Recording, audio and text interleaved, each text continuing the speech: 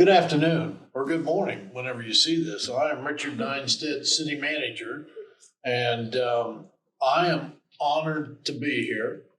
And last night I had a special honor. We do a proclamation for Martin Luther King holiday in honor of his birthday and in honor of his work.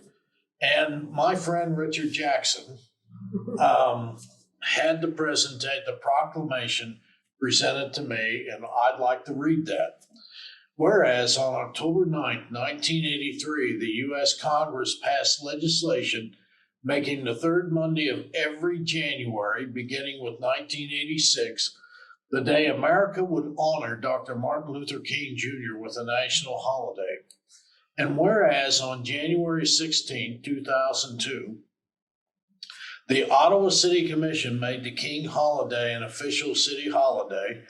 And whereas this is the first national holiday to honor an individual Black American, and whereas the King holiday affords all of us an opportunity to reflect upon the past while seeking hope, determination, and an opportunity to act upon the promise of the future. And now, therefore, the governing body of the City of Ottawa, Kansas, does hereby recognize Monday, January 16, 2023, as Dr. Martin Luther King Jr. Day, and reminds all citizens to remember that the legacy of Dr. King lives in each of us, and we are responsible to promote, teach, and live the American dream. Signed this 18th day of January 2023, Eric Crowley, Mayor. Thank you. We want to thank Richard Nienstedt, city manager, for reading it. And we also want to thank the city of Ottawa for their support over the years. They've done whatever it's been needed to get this off and running and recognized in the community. So we certainly want to thank the city for that, and we certainly want to thank the city for passing the King holiday a number of years ago, when that you might say wasn't popular throughout the country. Actually wasn't popular throughout the state of Kansas. So we were one of the few cities in Kansas that recognized the Martin Luther King holiday. And I might add that we were doing some things that embodied the recognition of what Martin Luther King did prior to the holiday. I think we would just take this time to go around the room and have everybody introduce themselves, say a little bit about themselves, what they do and what they're doing now, and then we'll start in with some questions that I have prepared. And as we go through the questions, they may spur other questions as we go along. So we'll see where that goes, and we'll go from there. So I guess we'd start over here. Well, my name is Herman Norwood, and I live here in Ottawa. In fact, we've resided here in Ottawa for 46 years. I am a native of Mississippi. I was born and raised in Mississippi, went to school in Mississippi high school, and I graduated from Alcorn State University in Mississippi. And I got married after I graduated, come to Kansas, had a job with the United States Department of Agriculture, and I worked with the United States Department of Agriculture for 35 years. And after we got married, we had 3 sons. We live, like I said, we live in Ottawa, and we went to church here in Ottawa, and so we still reside in Ottawa. So that's a little bit about it, but I'm a transplant, but I'm still, I actually live more time now in Kansas than I did in Mississippi, but that's where I'm born and raised. That's my roots in Mississippi. Good afternoon or morning. I'm Betty Norwood, and I too am a transient from Mississippi. Born and raised in a little town called Crystal Springs, which is just south of Jackson, to give you some location. But anyway, I am a graduate also of Alcorn State University. I am a retired educator. I taught a little bit here in Ottawa, but most of my career was spent in Lawrence. And so, again, I'm happily retired, but I miss the kids. Being an educator, I was very good about making sure that my kids knew who Dr. King was, but more then also about the movement, because I was born and raised in Mississippi as well, as my husband has said, and grew up during that era of riots and the right to vote. In fact, I am blessed, and at the time didn't realize that I was a part of history. Went to see Dr. King in Jackson, Mississippi, because he was there to encourage African Americans to vote. And so I was a little kid at that time and didn't really know what was going on. But after I got older, I realized what a privilege I had to actually have seen him in person. And so that is my mantra now. Definitely our one vote counts. And to explain to our young people who've not had the experiences that my husband and I had growing up, to realize that although Dr. King was out front, he was an awesome leader. It's about the whole movement of civil rights for all Americans, not just African Americans, but all Americans, because that's what Dr. King was about. Thank you. My name is Dr. Bangi Winika. I'm also a transplant, originally from Zimbabwe. I was born in apartheid, Rhodesia, and raised in Zimbabwe. And my family has been living in Ottawa for the past 5 years. And we love our community. We love being in this town. And I'm passionate about social justice. I do consult on diversity, equity, and inclusion. And my belief is that the champion of social justice was Dr. King.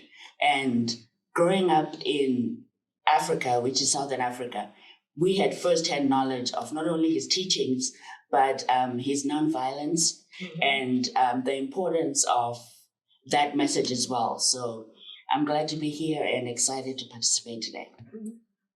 Hello, my name is Donald Anderson. I'm not from Ottawa either. I'm originally was born in Chicago, Illinois, but I moved to Wichita when I was young, so I essentially say I'm from Wichita, Kansas, so not far from Ottawa. Came to Ottawa University as an athlete, and have lived in the Ottawa community since, and so going on 11 years now that I've been in this great community.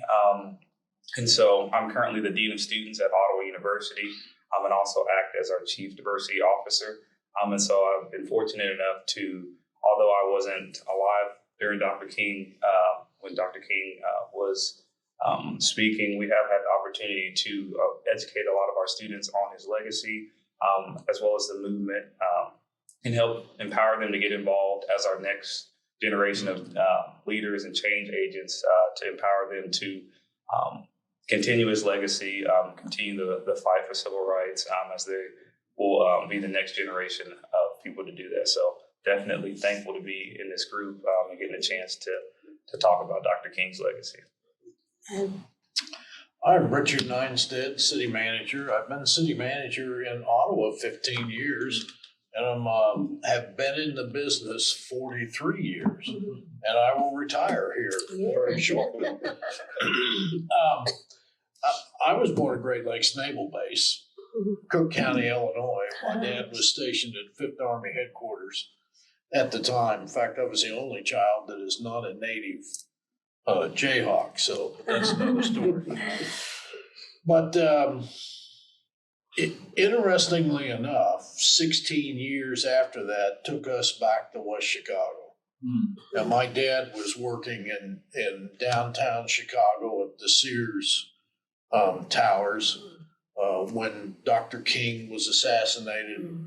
And we also lived there when Bobby Kennedy was assassinated.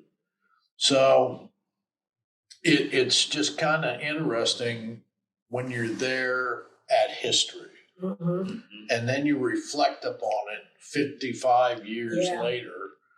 And hopefully that's part of our discussion. But I'm glad to be here. I'm glad you asked me to be here, and I appreciate it. My long friendship with Richard Jackson, which was before I ever came to Ottawa, and especially some of the things that we have tried to do here to increase the awareness about social justice, about diversity, about how you treat people, how Mhm. everybody ought to treat them. Okay, thank you for those comments. I'm Richard Jameson, and I guess I'm a transplant also. I'm from Rochester, New York, and I came out here to attend Ottawa University and did graduate and stayed here, was involved in a number of things in poverty programs, civil rights, and several different governors and other things. So I listening to you speak, and I think we can all say that we're passionate about what we do, and we're passionate about Dr. King and the things that he tried to do. And I think as we try to do in the city, we try to educate our citizens and you know, as my wife always tells me that everybody doesn't share your passion.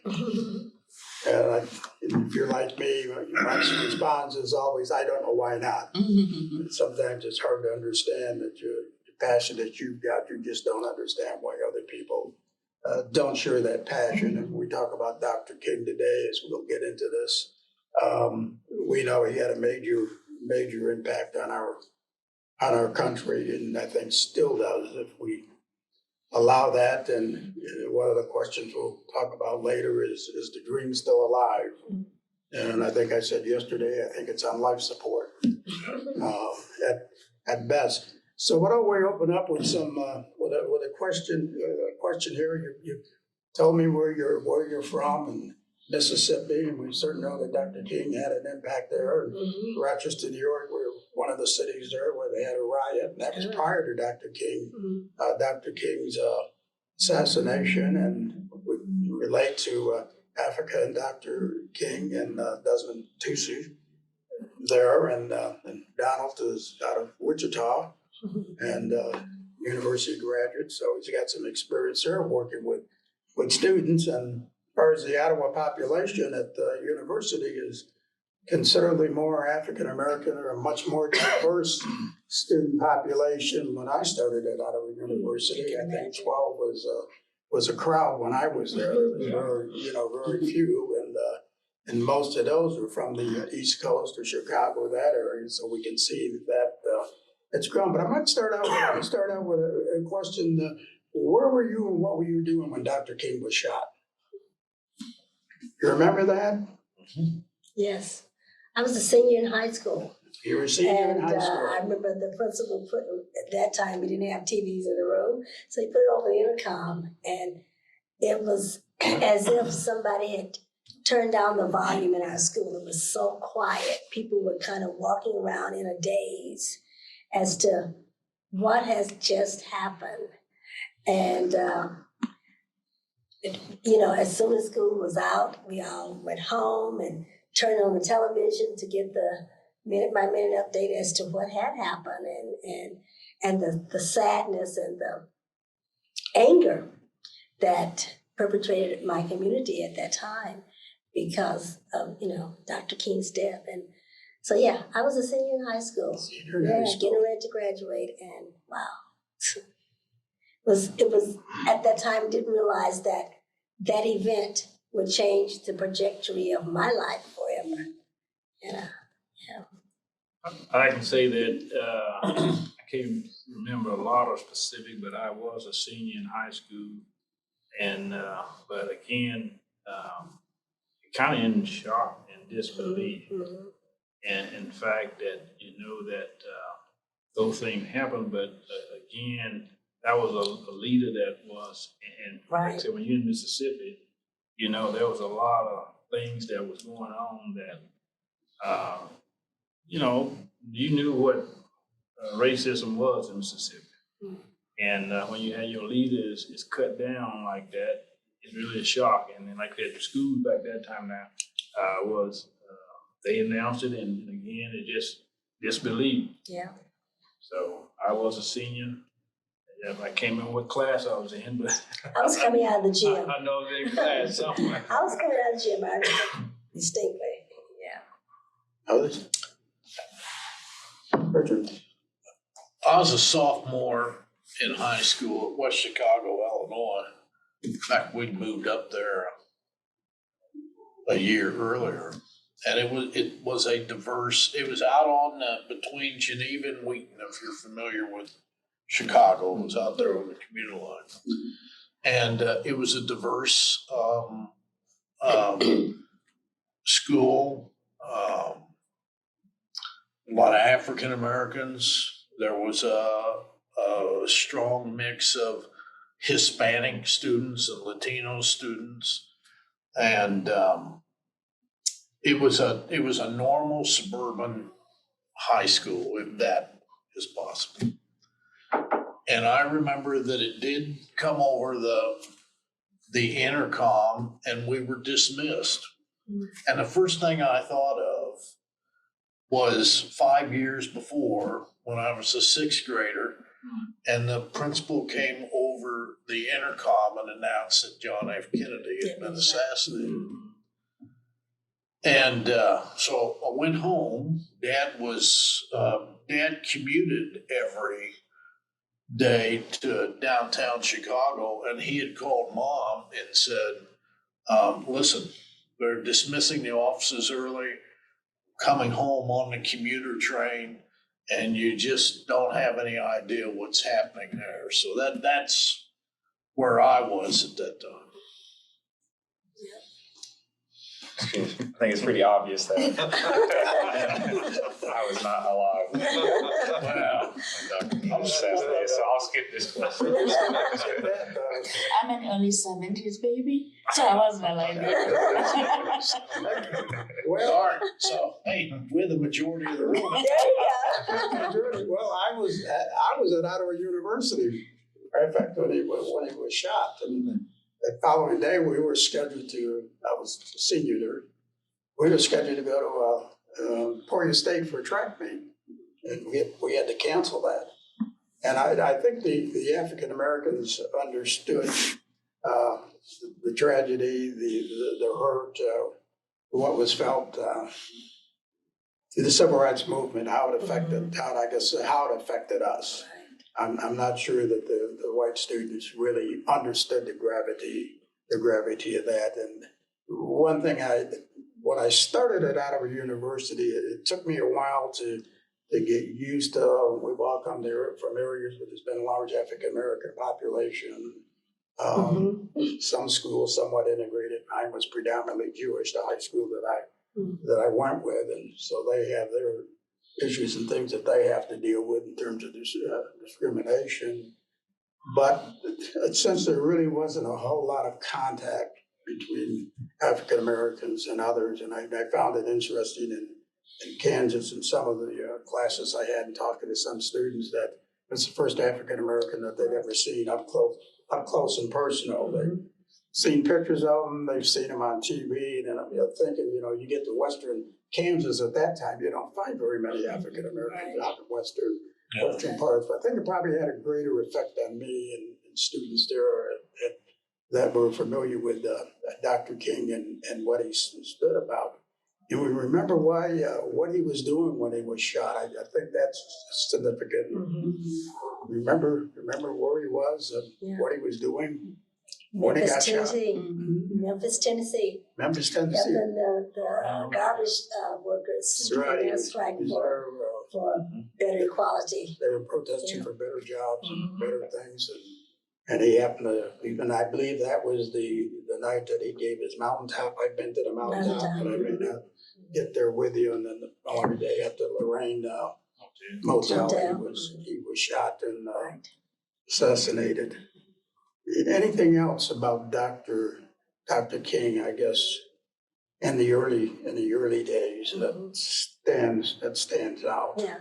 Well, something that I read about him that I wasn't aware of was that he didn't feel that was his calling as the leader of the civil rights movement. He said he was called to pastor or preach, and that's what he would do. But we see that God had other plans for his life. And so then to get past that and embrace that and give his all in all, because he grew up seeing the same segregated, disproportionate things when it came to the African American community. I used to show a film to my class. It was called Little Boy King. And in that show where his mom took him to the shoe store to get a pair of shoes, and where they had to sit and be helped as a customer versus the rest of the population. And I went to a segregated school. Segregation was still in 1960. I think the next year they integrated the schools in my hometown. But just, I that really surprised me, because when I look back at the things that he accomplished, he was in it 110%. But that wasn't his initial plan, I guess, in life to be that leader that he had been called to be. So I think, and I was not in the same place as what you are. I didn't experience prejudice and I didn't experience bias. But here's what I think Dr. King's death did for me as a 16-year-old, was it started something thinking up here. Well, why do we have to have someone out there talking about somebody being treated equally, or social justice? Why don't we just simply do that in life? And so I think what it did was kick off a thought process that stayed with me all my life about how to treat others and how to stand up for others that aren't being treated right. Anyway. I didn't grasp the impact he had during the early years leading up to his assassination until I moved to the United States and started going to university here in the United States.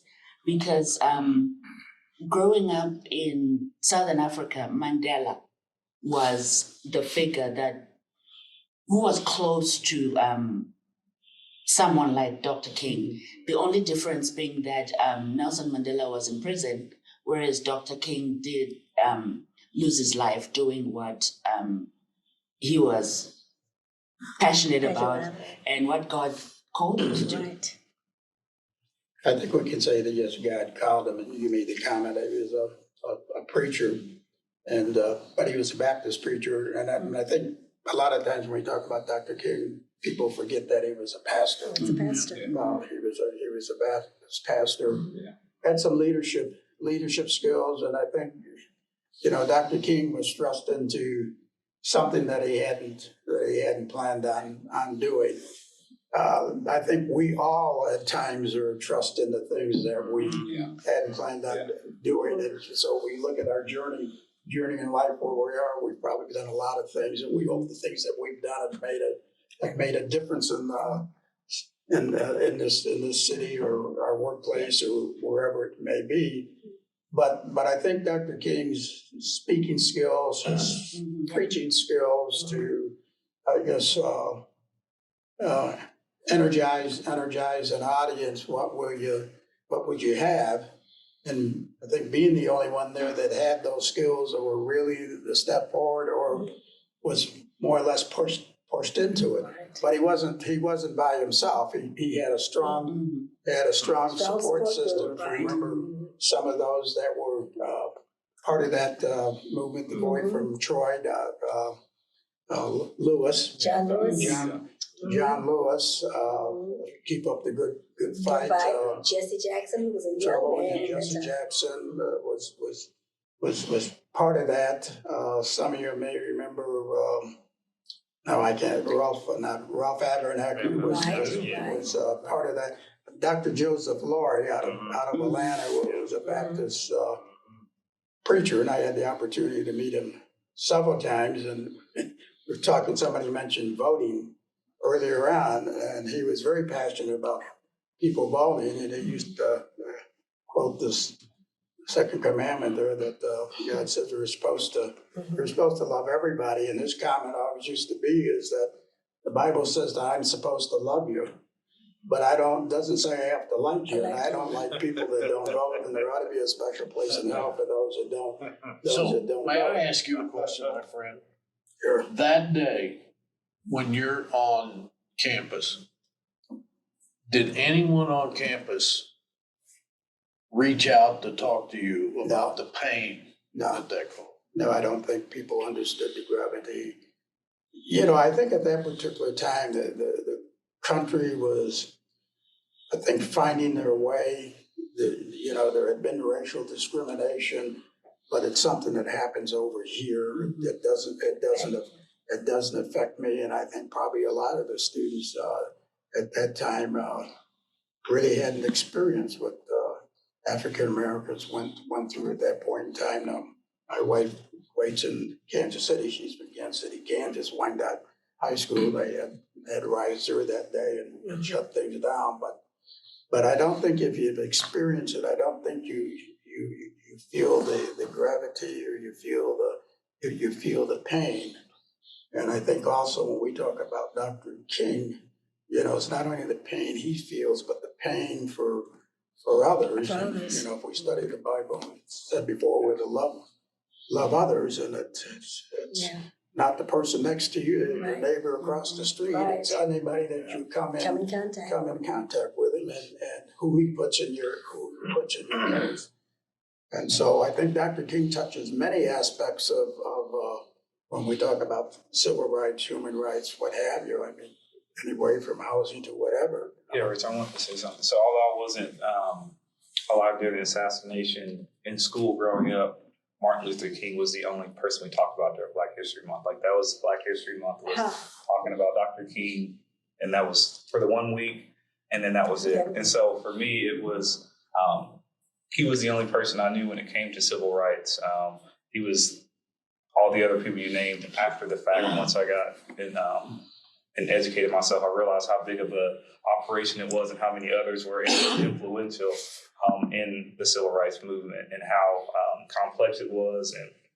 And so I was always fascinated with his message and his nonviolent message, and appreciated his ability to overcome so many challenges and stand with a positive attitude. And I thought that was a extremely important message for our generation when we're talking about what progress we want to see made and how we go about doing those things. And so we've seen recently, even with some of the more recent things with the George Floyd incident and the Black Lives Matter movement. And the Black Lives Matter movement, and some of those movements that may not have been as effective. And then looking at how Dr. King and the civil rights movement was accomplished, and having that as a blueprint as we look into future movements. Now I know a lot of factors have changed since then, but I just always had, he was always like influential for me. And then reading and seeing his most recent documentary, The King in Wilderness, when they talk about his life, the weeks leading up to his assassination, and seeing how troubled he was, and seeing how much the civil rights movement and all that was weighing on him, just being fearful that he wouldn't, see it through, or that he wasn't doing the right thing. And so now being able to see the other end of it and seeing his work lay out and the impact that it has, it was just interesting to see how he was on his last few days. And that last speech is my favorite speech, because I feel like it's the most powerful, the one that impacted me the most, because he knew that he wouldn't see the finish line, but he had the faith that we would eventually get to the finish line. And although I don't think we're at the finish line, we definitely have made some progress that I think I'm not sure. Do you think he would be pleased with the progress that we've made since his assassination? I think in certain areas, yes, but I think he would be disappointed in others. I agree. Because I think it's not as in your face, the racism or prejudice. I think it's more strategic now. And ultimately, I think it may be more harmful now. Not maybe physically, but psychologically, financially, in other areas. If the negatives are out in the open, you can openly deal with that. That's right. That's right. But these are covert. Covert. But if it's underground, and it's insidious, it is difficult to deal with. Right. It's difficult to get people to understand that evil exists. I agree with, because when I was born and raised in Mississippi, like I said, but we was in the, a lot of Mississippi was in the rural, particularly for there wasn't a lot of large towns, but a lot of the people lived in the rural area. And again, like my wife, I went to a segregated high school. We passed the high school, we went to our high school. And they told us that we're getting the same education, which we knew that wasn't correct. It was separate, But definitely also, not equal. and where I was born and raised in the Delta part. That's where the farming part and particular farming at that time. And a lot of plantations were there.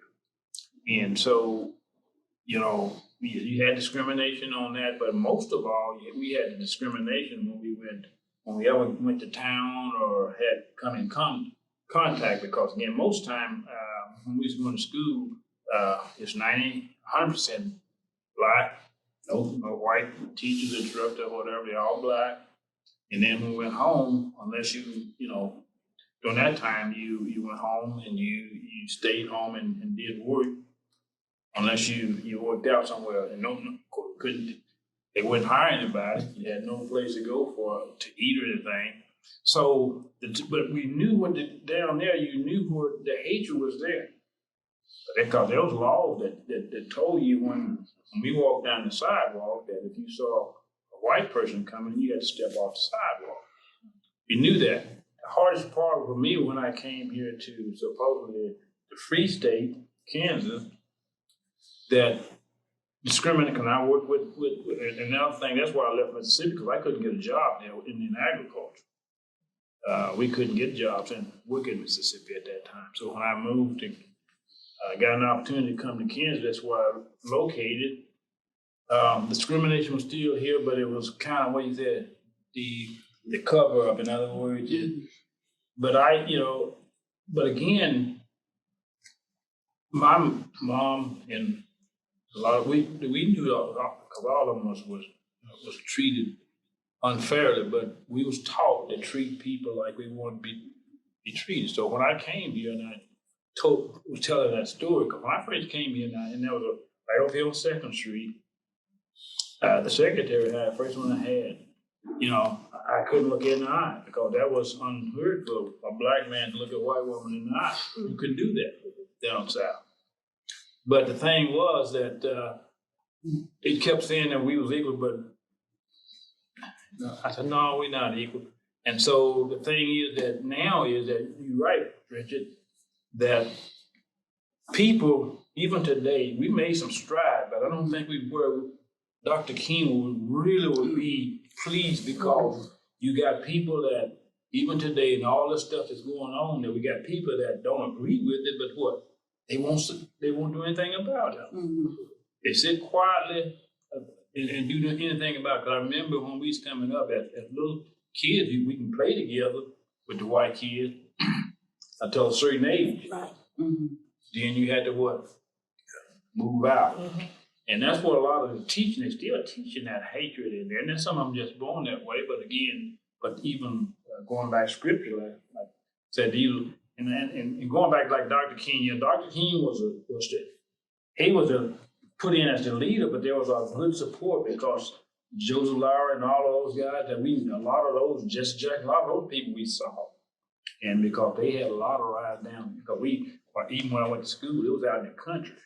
And you never saw, but too many whites or whatever, but we knew where we stood on that. So I think we still have to look at that today, that what's going on in America and the world is that people are too many that don't agree with what's going on, but they won't say nothing. Mm-hmm. Yeah. I think you both brought up education. When I think of education and how systemic racism within our institutions, we passed Brown versus Board of Education. And the assumption is that now we don't have separate, but we have equal education. And yet that is not the case. That's true. And when we're looking at the systems, we have people within those systems who are meant to be working on behalf of, as the Bible says, the least of these. But in actuality, they are perpetuating what the system has for years and generations been meant to achieve, which is separate and definitely not equal. And unless we re-up ourselves in Dr. King's dream of really viewing and seeing equality and loving each other as we're supposed to love each other, it's going to take us a little longer than you probably expected it would take us. Yeah. And I see. I'm glad you brought up education. Donald touched on the education that the only thing that was taught in school was Dr. King. Dr. King, though he was just a part. And our history, I guess 16, if you want to go to the 1619 project, if you read that book, sometimes I guess the truth hurts, and it's interesting that you touched on education. I made a note of Brown versus the Topeka Board of Education, and you know what that really was? It outlawed segregation basically in schools. But now also at that time there were a lot of people that really weren't in favor of Brown versus the Topeka Board of Education. And what did they want as far as education? They wanted the same quality textbooks and facilities as the white schools. You might say the black schools actually had better teachers because they had teachers with master's and doctor's degrees because they couldn't teach in the white schools. So a lot of them really weren't in favor of Brown versus Topeka Board. They said, if you just make it equal, give us a little bit of money to do the things that we need to do. We can make that. We can make that happen. The other issue with Brown versus Topeka Board of Education is that the courts didn't put any limit when this was supposed to take place.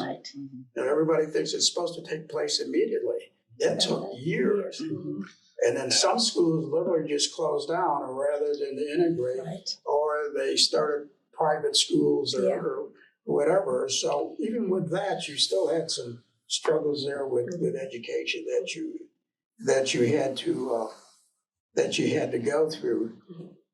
Now, usually, Betty, you're an educator, and of course, Dr. Anderson, Donald Anderson. You haven't got your doctor's yet. Not finished yet. Okay, we'll call you Donald. Doctor to be both taught that the only thing that they learned in school was about Dr. King. What do you think that was? And I'll speak. I guess in hindsight, at the time, I didn't realize that. And so I thought, we Black History Month, we talk about these years of slavery and then Emancipation Proclamation. That was Lincoln signed the Emancipation Proclamation. Then we talked about Dr. King, and that's our Black History Month lesson.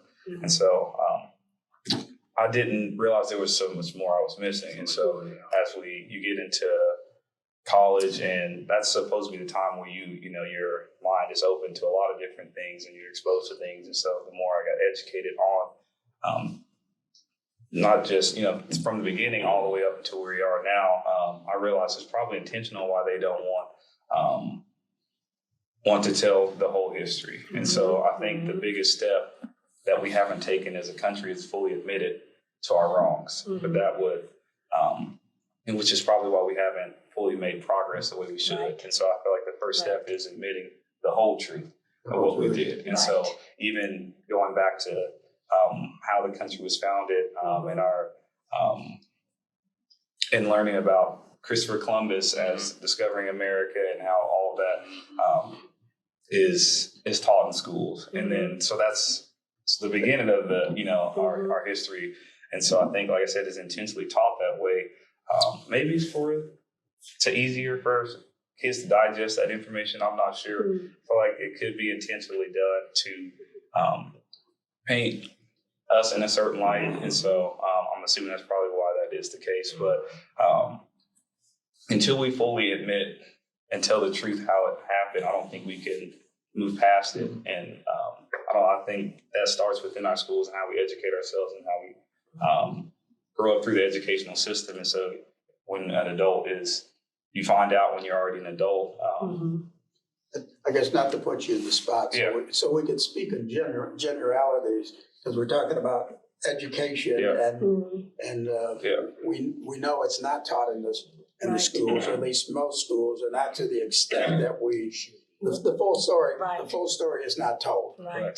Kind of leave out bits and pieces along the way, and go back and say, I think you forgot something. But I guess from an educational standpoint, at a university, whether it be out of university, friends, or KU, and I guess those going into the teaching profession, and better you can weigh in on that also. What is taking place at the university college levels in terms of those going into the teaching field? I remember when I was at Out of University, had some history classes, and I remember cowboys and Indians. So what we called it was cowboys and Indians. We learned about, and actually the African Americans played a big part in it.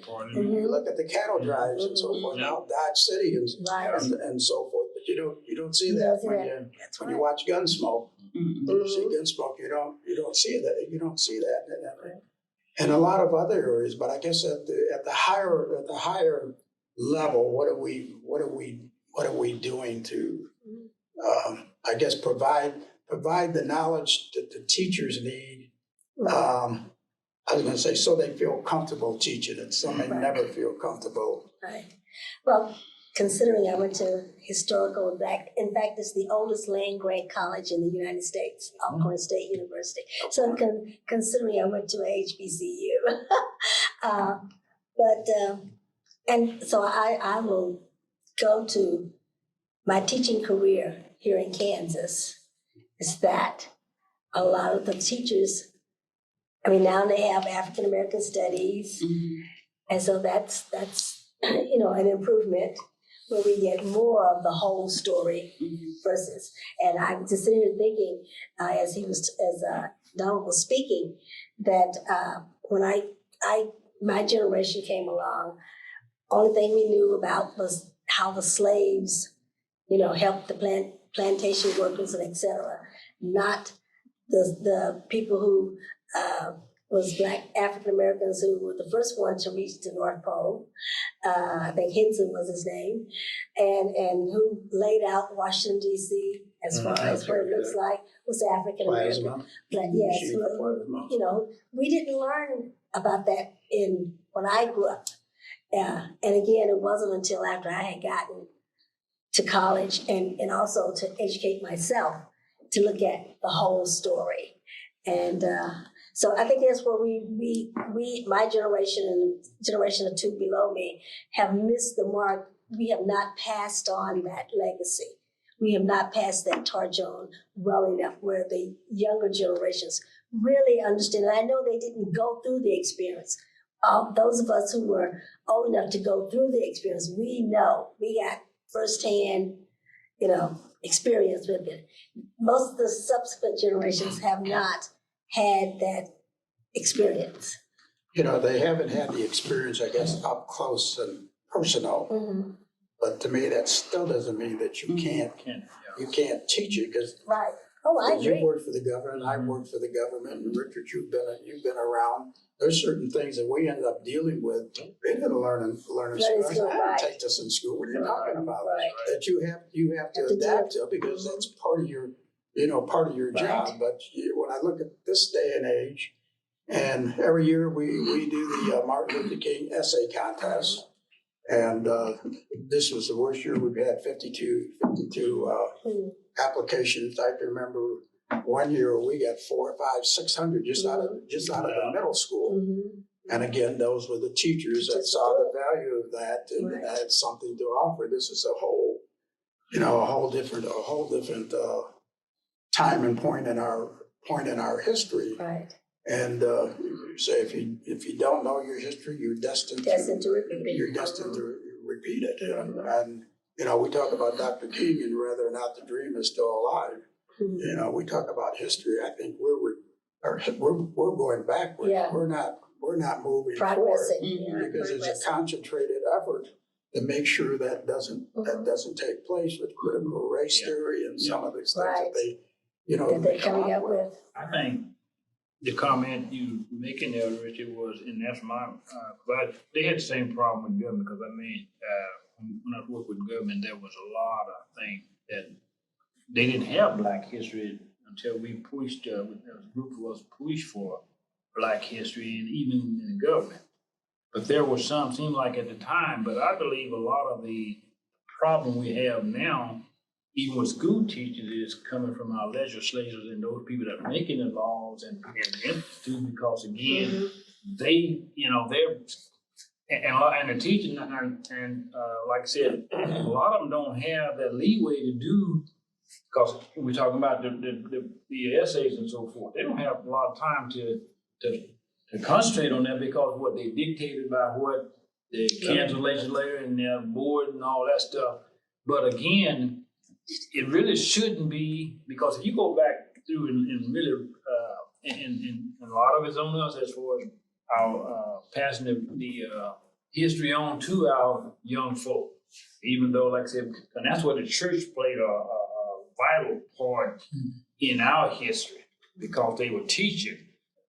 But we've gotten away from a lot of it, because again, you talk about all the, if you go back, there's a lot of things that is American history, but it's also because it's Black not history. recognized. Black history is American It's- history. Yeah, but what I'm saying is it's reported as American history, but it actually is Black folks involved in it, and so it really shouldn't have to be that way. It should be what I think you made the question. Why would we have to specify what kind of history it is? It's American history. It's American. Right. But again, we got too many people that trying and say, well, I'm up here and you down here. Yeah. And we have to change that mentality, even in our families and things. But I think as far as the teachers and things, a lot of that is coming in. And even look at, well, when I worked for the government, we had, seemed like we had level-headed people that you look at policy, and they even like the Farm Bill, and they pass a law, and you say, well, you got a legislator pass a law, have no idea what they No passed. experience. And so what I'm saying is basically, sometimes we have to make sure that, and people have gotten so complacent, even in, I used to analogy all the time, when even pioneer days, when towns came about, you had what? You had a store, you had a bank, you had a school, and you had a church. Those are some of the basics. And that church played a vital part in that. And your teaching in your school was a vital part in that. So we have flipped the thing, like I said, our history going, instead of improving as a nation, we're going backward because of people that's in leadership and making the laws and dictating down to the people, or even the locals on the local board. When you don't get involved and really look at the whole overall, not just one. You can't be looking at just one area. And in other words, you're talking about, well, look at how we keep people, we said, even in wages. Women. Women make less than men. You're doing the same job, you ought to be doing what? Paid the same. Same with that. And that's the kind of thing, when we think a lot of that unequal stuff is what? Playing. Yeah. I believe. Yeah. I think Angie said something about the systemic, that system, Yeah. this has been perpetrated all through the systems. And some people say, well, there's no such thing as that. Yes, there is. But we have to, I'm like Richard, we have to find people, we got to talk to people to step it up, to change that. Because you got too many, well, let's go, I'm going to say Christian, but not only Christian, we got people that what?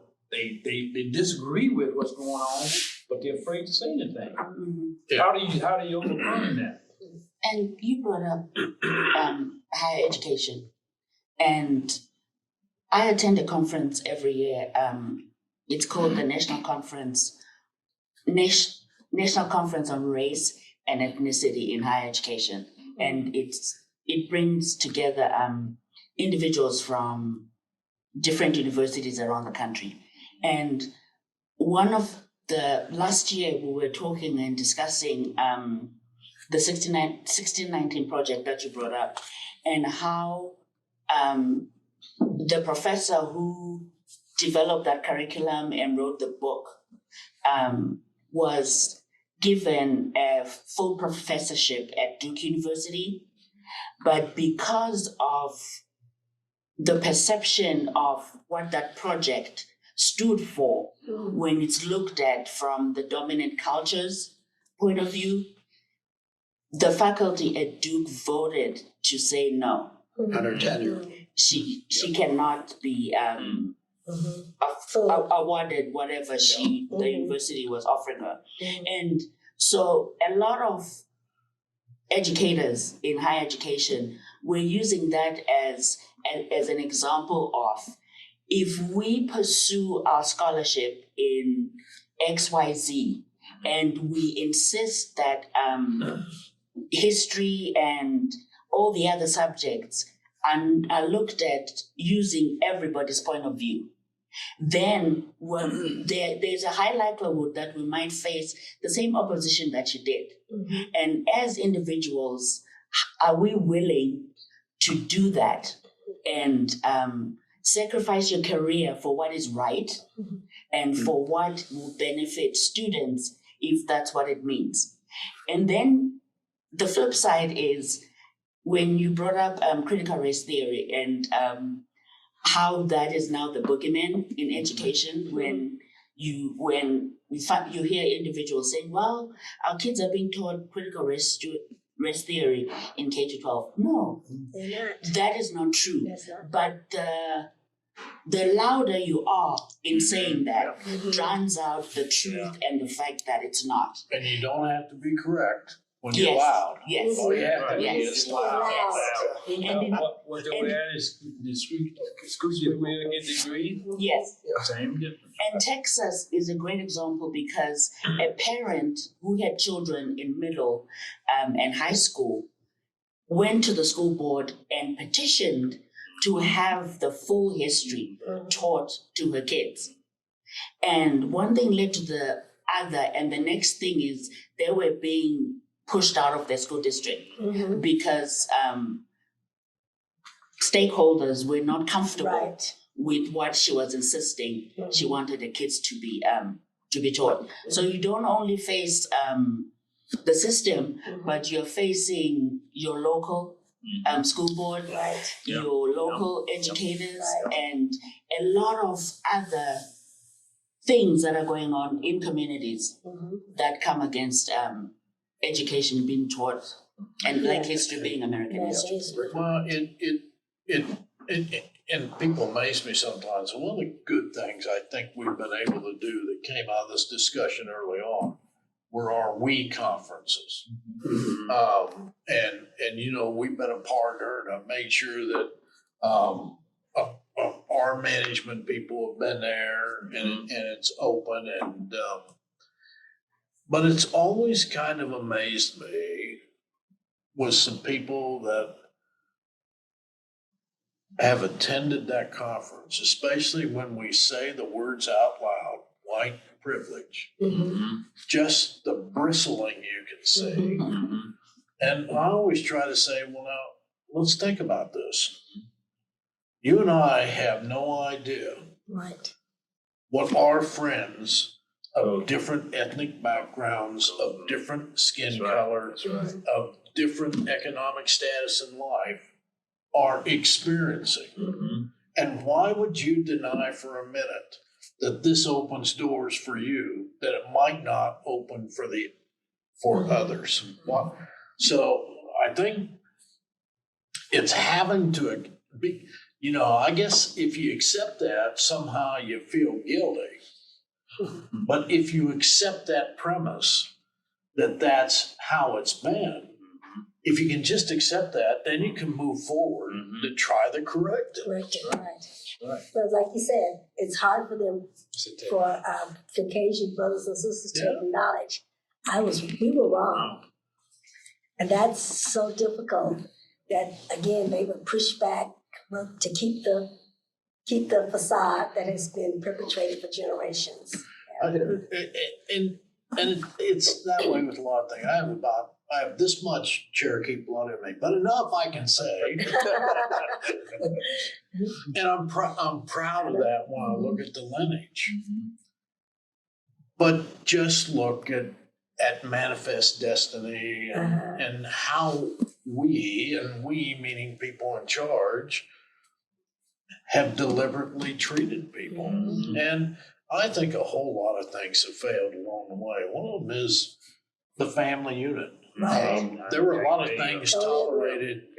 There were a lot of things that were not tolerated inside my family unit when I was being raised. And speaking disparagingly about other people, regardless of who they were, wasn't allowed. And I'm so thankful my mother worst out our mouth was so.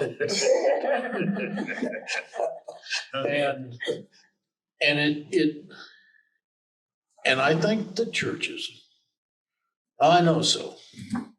I'm a Christian and I believe in Jesus, but in my later years, I have a problem with organized religion and what it's supposed to be doing to help advance love and equality among others. Dr. King had the pastors right there beside him. Right, they were on the front lines. Right there beside him. And when was the last time you heard from a pulpit, from the pulpit, a sermon about all that? I don't know what's happened to our institutions. I think I do, but it's disheartening. And here, I'm 3/4 of the way down the road with my life. But I look at my 9 grandchildren and I think, I'm hoping we're having an influence on them. And I mean, my children and I and my wife are hoping an influence on them that they won't fall into the trappings of being negative about different races, about how you judge people, because we really shouldn't. That was not given to us to do. I'm not with them 100%. But back to your statement you made that, and that's what I often tell people, and even when we talk about some things at home, we quick to judge or say things about people, but we don't know what people are going through. Yeah, we don't know their story. We don't know their story. We don't know their story. And like I said, unless you walk in my shoes and been where I am, but I can tell you most of my life all of my life, but most of my life that I could was knowledgeable of, I knew about racism, and most of it, particularly in the 50s and the 60s and 70s, early 70s down south, it was there. But the thing was, and I remember, and I'm gonna make this quick, I remember when I was supervising, and here we had a young student come for training during the summertime. And a lot of them come up with their hatred in the heart because we were dealing. When I came up and worked with the government, I was mainly I was about it as far as in the area I was. I was only black. Every meeting I went to, everything, all the farmers, no, I say no. But the thing was, I could tell some or most of them were prejudiced. But again, that didn't deter me because I knew there were some good people out there that helped me. But the thing was, we had those young black kids coming up because they were coming on as trainees, potential employees, and a lot of them come up with the hostility in the heart. They didn't trust no white man. They didn't trust nobody. I said, well, you can't, they talk about slavery. I never really went through slavery. My parents did, but I went through a lot of the racism and hatred. But the thing was that even the teaching, though, was that we have to treat people as people, regardless what color they are. Right. Yeah, I always tell my students, there's only one race. That's the human Human race. race, yeah. There's one race. That's what God made, the human race. And we definitely are at times our brother's keeper. And, so whatever we can do, but certainly Jesus gave a perfect example of how to treat those that we tend today to marginalize. Yeah. To be a blessing to Yeah. those that if you whatever you got, and I always say this, I need to use this now. Whatever God allow you to have, we got to share it with somebody. Somebody else. It don't matter whether it's education, whatever. We got to share it. It's not to be kept to ourselves. That's part of the second commandment. It's about the other person. Mhm, right. It's not about me. It's me, myself, and I, called the Holy Trinity. Not, and I think sometimes we get caught up with it's all about me. If you watch last week's whatever you want, a circus, I'm trying to speak, come up with a speech, debacle speaker in the House. There wasn't anything about other people. Other people's all about It was, what am I getting out of it? Right. What am I going to get out of it? So I appreciate what you said about sharing our gifts. One of the things that Rita and my wife is a retired school teacher of 36 years. And one of the principles we tried to instill in our three children was you have gifts, right? You have gifts. Yes, right. And as you go through life, you will not only have those gifts, but you'll have education, you'll have training, and you have an obligation. Right. That's right. You To have share it an with obligation to share those with others and to help others along the way. And I think that you just never know how much they listen till they get to be adults. Yeah, there you go. and they do that. And I said, and my wife sometimes thinks, well, I didn't make a difference. And every once in a while, she'll hear from a student. Our first, her first school was Mays, Kansas, out in Mays. I was city administrator out there. Anyway, you know Mays. And she will hear from, that's been, we went there in 1978. And she will hear from a student through Facebook, hey, Mrs. Nienstedt, I remember when you told me this, and I wanted to let you know. I said, see, Rita, you never know the people you impact, and you may never know, but sometimes you get to know. And if there's one out there, there's 10 out there. Absolutely, yes. You mentioned several things. You mentioned the 1619 project, and actually that grew out of a piece with Time Magazine that she had written. Now I believe she's at Howard University, Texas. You mentioned, which is an interesting state all by itself. There's a book out, Juneteenth. I don't know if you've read that. If you've read that, and I've got a copy of that. I'd be glad to share it. And when you look at Texas and you look at the history, you have some understanding of why things are the way they are now. When I was reading it, I'm not sure that they liked anybody. Texas, that's why they were the Lone Star State for a while. Not only African Americans, but I mean Native Americans, and we can trace the discrimination and things with Native Americans. They say, you look at Ottawa. I mean, if it wasn't for the Ottawa tribe, the university wouldn't be there because that was land given the city of Ottawa. So there's a rich Native American history that we intend to we don't remember or we forget. But the 1619, I like that because it covered not only covered from 1619, but it covered up to the current the current point in time in history, and it went through all of those things and what happened after the civil rights. Of course, we know there wasn't 40 acres and a mule, and Lincoln didn't free the slaves. That never took part. The war really wasn't about. It was about slavery indirectly, but it was more about states' rights. It was about states' rights, and we know that the southern states were opposed to any anti-slavery. They were in favor of slavery. Yeah. But that was their whole economy, so Yeah. they didn't want anything You know, to. the whole economy. So it's a lot of history. So when you mentioned churches, and I think I've said it before that probably the 11 o'clock hours, the most segregated Yes. hour, not only in Ottawa, but any Across the community. nation. And I go to churches, whatever, and particularly in the King holiday and Black History Month and other things that take place. Does anybody mention that, or is that important? Is that important to them? And I think we finally forget. And I think you've often said we're a salad bowl, different kinds, and so there ought to be something in there for everybody from that standpoint. The other point we were talking about systemic racism and race theory and all of this stuff. And part of that, if you look at Dr. King and you look at that movement, it was people giving up their lives to stand up for what they believe in. That's right. Now, we don't have to give up our lives to stand up. I can come to, or any one of you can come to the city commission meeting and voice your opinion, or go to the school board meeting. And sometimes I wish more of us did that. Would go to reflect those with some of the crazy stuff that goes on.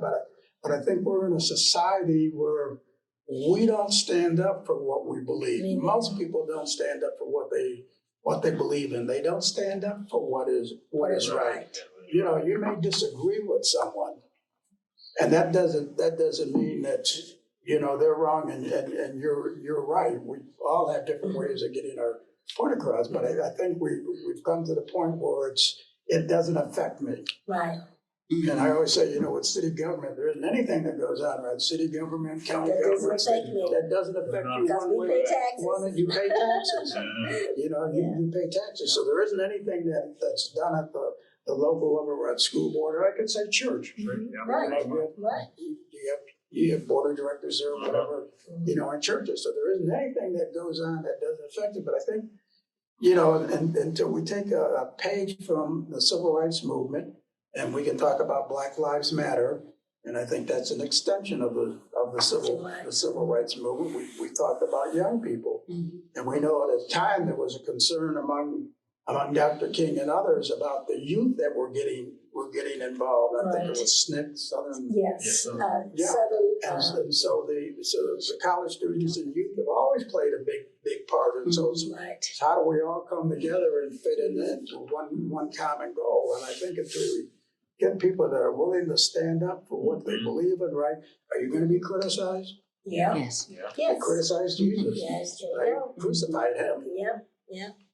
So I think that's important. So I guess inclusiveness, and I guess that's the other thing we've tried to work on. We mentioned the WE conference and the university, and that grew out of some issues that were on campus with faculty and students. That's how that whole thing came about. And we developed the mission statement and vision statement, and the university was able to partner with the city and a few others to try to bring people on campus so that there was another perspective and have that whole dialogue. And I think that's good. But to me, I think sometimes there's still some inclusiveness missing. And how do you make that happen? Boards and commission. Now the city has some diversity on boards and committee. And two of you have been on boards, library and United Way board. Right. But I look at other units of government. I look at the county. I look at the school board. And if we're all in this together, then we ought to be part of that. Part of that puzzle. Yeah. I think that's what Dr. King was saying. We don't want anything more than anybody else doesn't. I think we're all entitled to whatever. I think we need to stand up and so I guess in terms of inclusiveness in this community, and I think maybe we need to have more discussions like this, panels where we can discuss. I know. Anybody have any thoughts of inclusiveness? How do we deal with that issue in the community? I had made some notes here, and there's a sign coming into town working to build an inclusive community. I think we're missing about 3 more because there need to be one at the south. But I guess what's that mean to you when you see that? What's that mean to you? What do you think it means to others when they come in and it says we're working to build an inclusive community? Mm-hmm. You ever thought about that? Mm-hmm. Yeah. Well, inclusiveness to me is just what it says. Mm-hmm. I'm going to include you, Mm-hmm. and I want you to be there with me, and I hope you include me. Right. And it's kind of an intangible thing, but you know what it is. What it is. Mm-hmm. It does concern me that where we're at in this point in this society that is so self-centered. Mm-hmm.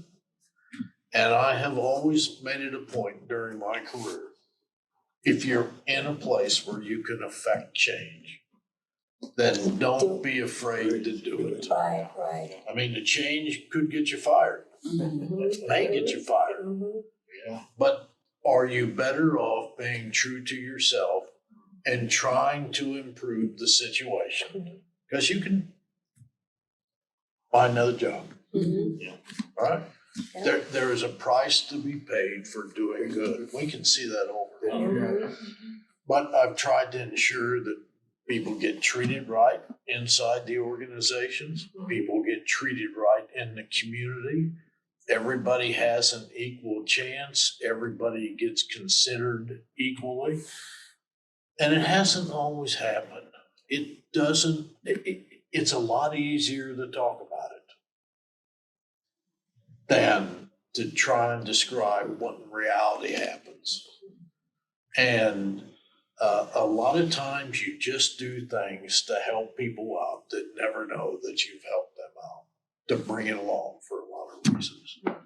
And it's always, 1968, you think about when we grew up, and at the first of the 60s, we lived in Abilene, Kansas. Big deal. I mean, there was, Eisenhower was leaving, and John F. Kennedy was coming on board, and my dad was a Korean War veteran and wasn't too excited about Vietnam starting, and he openly said that, which was interesting for a Republican. And but you think about where we started in the 60s, and then when we left school in 70, when you were born, was it the same America? And probably the best thing for me was going into the Air Force and spending time overseas and spending time with so many different types of people. African Americans, Jewish people, Muslim people. I mean, it was like a melting pot. But I always thought, why do you judge a person on the color of their skin or on the type of faith they have? I mean, it's just something that's never resonated with me. And I hope somewhere along the way, I've helped make a difference. You're talking about why you judge somebody on the color of the skin. One year we got an essay, and the person that wrote the essay basically said that same thing, and said that my family is racist, and I don't want to be racist. And they had a brother, I think, was going to Vietnam, and his comment was, "I don't care who's in the foxhole with me. We're protected. We're protecting each other." The other thing I thought about, if you think through that logically, just think about how we subconsciously judge people or consciously. Why do we do it? Yeah, and we're all guilty. Yeah. I mean, we sit there and we talk about the ills of the country, but there's times that we sit there and Unfortunately, there are times we are racist and biased. we have that. So Richard, you said inclusion is hard to measure. I think for us as individuals, yes. But as organizations, we have to measure it. Yeah. Because it's important for institutions, organizations we have a huge thing in organizations. That's what I studied. We come up with great diversity statements. We come up with great points under the diversity statement. But when you really ask an organization or institution, okay, so this is your diversity statement, these are your points with how you want to achieve diversity, equity, inclusion. How are you going to measure it? Right. Because when you measure it, that's when you know whether you're doing what you're supposed to be doing or not. Mm-hmm. But then it's hard for some organizations to tell you, okay, this is our statement. This is what we as an organization believe that diversity is. This is what we believe inclusion is. This is what we believe equity looks like. How are you going to get there if you don't put those steps into practice and then go back and evaluate, have we done it or haven't we? And if we haven't, what do we have to change and tweak? That's an Excellent. excellent point. Excellent. You're Very right. valid. That's excellent, and that's Valid. the process that went through it out of a university. They had a diversity Statement. statement and rewrote it. And because I remember telling, I think it was Wendy Lee, I said, if we get the theologians out of the room, I think we can make some progress. But it got to me, I mean, almost you write a sentence, somebody said, well, what's that word mean? Mm.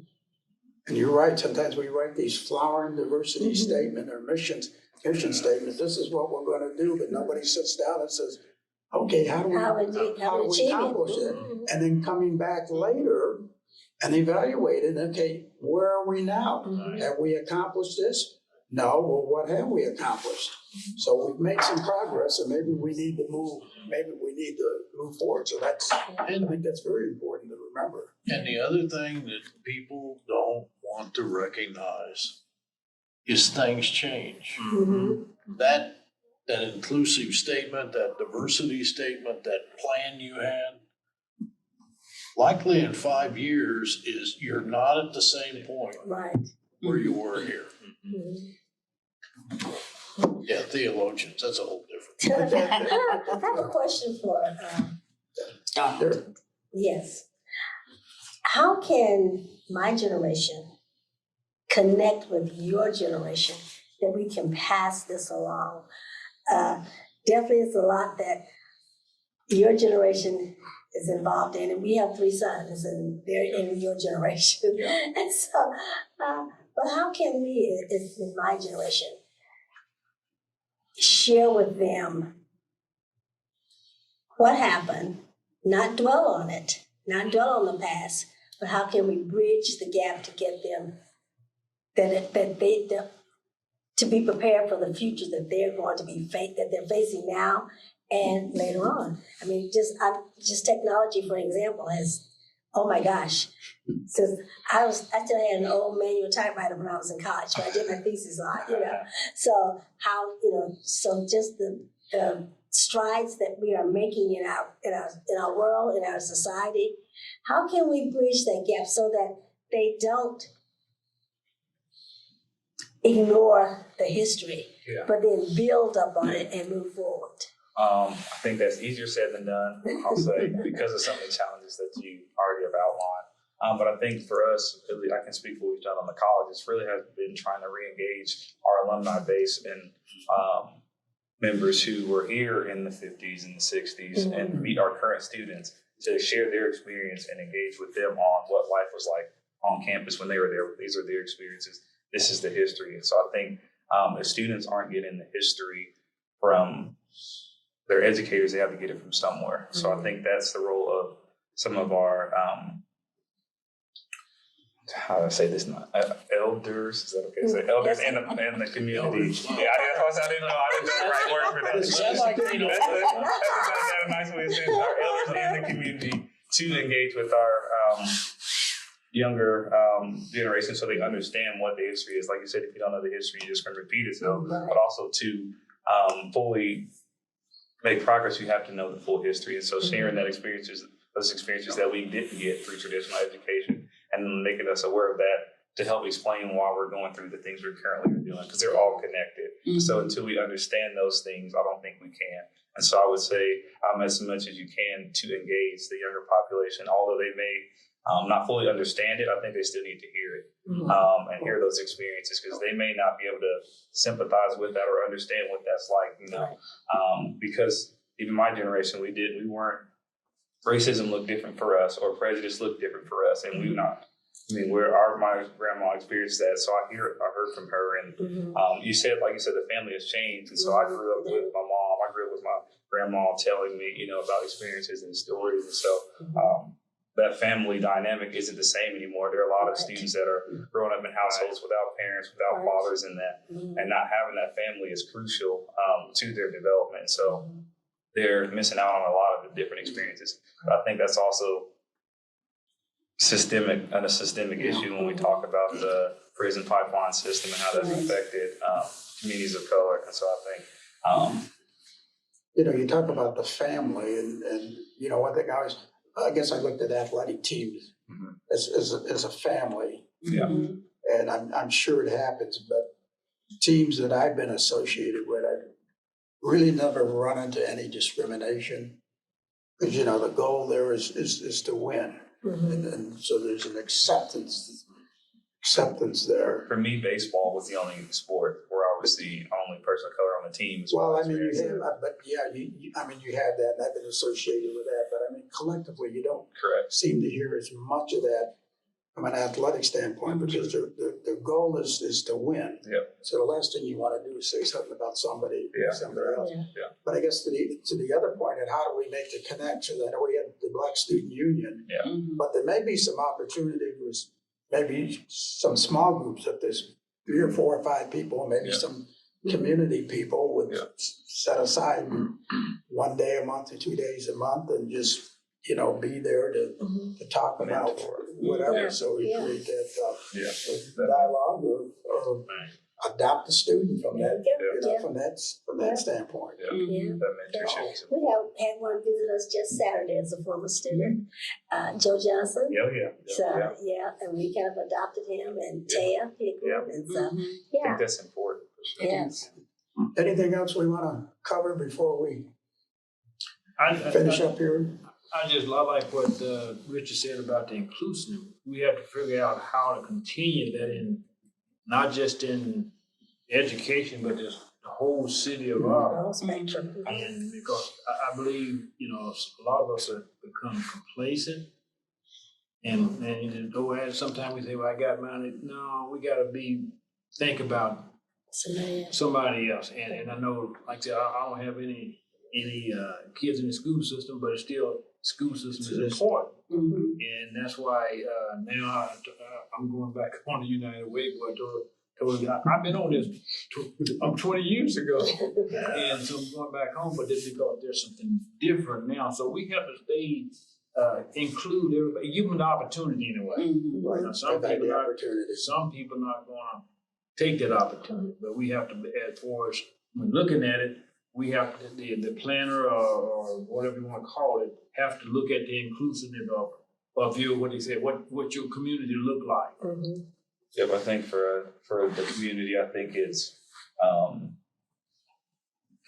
some of the ignorance that we see in the community is just due to lack of experience, lack of education. And so us being central in the university being central in the community, I think is important for our students to get out in the community so that we can educate, can offer experience to members in the community. So that's why I feel like that partnership is crucial, because we have students from all over the world that come to Ottawa, Kansas, that can enrich the community and that can enrich the experience within the community. And so we would be doing a disservice if we didn't have that connection, so that people who live in Ottawa, their whole life, and they just see Ottawa, can experience life outside of Ottawa, so that they can understand that some of their things that were passed down to them, some of their prejudice just due to lack of experience or education But you know, there's a lot of history in this community. If we Yeah. take the time to learn the history of Ottawa, and people have done things and have gone on. There's a lot of a lot of history there. Absolutely. that we Yes. take back. If you have an appreciation for history, and I always like to hear somebody, a new employee or just somebody I meet, tell me your story. Right. Mhm. Right. And it does a couple of things. It establishes a connection because we find out that the similarities are there. Right. But it also gives you a basis to open a conversation Mhm. with somebody. And, people come in, believe it or not, people come into City Hall and they're angry. Mhm. There's some They're way, upset about something. that the bureaucracy has angered them or frustrated them. And instead of having a conversation of frustration or anger, it's a lot easier if you're able to sit and establish a connection. They can't do that every time. No. You all know that. Mhm. But it's a lot better to have a conversation when you're down to DEFCON 1 instead of up at DEFCON 5. Yeah. I think that Dr. King's, I think that somehow we have to remember the basic message. It's about love. Love. Mhm. It's about Jesus. It's about treating everybody the same Mhm. Unity. and Mhm. and ensuring that people are respected. Mhm. And I think if we can focus on that, if that can be the message that's heard, and it's easy for me to say because I'm not at the same place that somebody with a different pigment or a different color of skin or a different religion or somebody that comes over here from a foreign country. It's easy for me to say, but my role is to repeat the people around them that same thing. Mhm. Let's treat people as an absolute value. Yeah. This is another person. That's right. This is a member of the human race. Right. And let's work to help establish that relationship. Mhm. And that includes those with disabilities. And right. I share the board with Yes. COF. Yes. Absolutely. Yeah, My absolutely. people. Yes. I think that's Absolutely. Definitely. probably a good one to end on, and thank everybody for taking part, and we'll try to do more of these in the future. One thing we've been trying to do, it seemed like Dr. Reggie and Richard and What's Donald's calendar? Well, It never gets well, yeah, it's usually downloaded from my calendar, look at it, see what's going on. I'm trying to get them together, but it started out, and trying to, every month is somebody's month. Right. Some months there's somebody's month. But you have Native Americans and African Americans and Hispanic. And trying to map out a calendar for 12 months to identify a group in this community to recognize and focus in on them so that, there's large Hispanic population, Right. more so than the African American Right. population. Right. Things that they contributed and brought to this community. I mentioned the Native Americans. Mhm. But don't you think if Donald and Dr. Reggie's would give us some office space in their office where we could sit at a desk, we could be right there. Right there with See, I'm retired. He's retired. So years ago, That's something to We think could be about. with you all the time. And touch on, we talked about doing something during Black History Month. We wanted to do a breakfast or something with Dr. Dr. Martin Luther King holiday, but trying to get money and so forth. And so we weren't able to do that, but we thought of doing something in February. I don't know if we talked about breakfast or luncheon or. We need to start planning that, and right now. we used to do that for domestic violence. We'd have we would have a speaker come in, and I think most of the time we sponsored a breakfast. Must be a meeting. We need to get that on there and get that done. Yeah. We'll get back with you on that, but I think that's important that we recognize Yes, groups and what they because have to offer. unfortunately, they aren't gonna in the get it for a community. lot of And schools. we talked about being inclusive, Right. being inclusive. So Thank you all. Thank you. Thank you, thank you for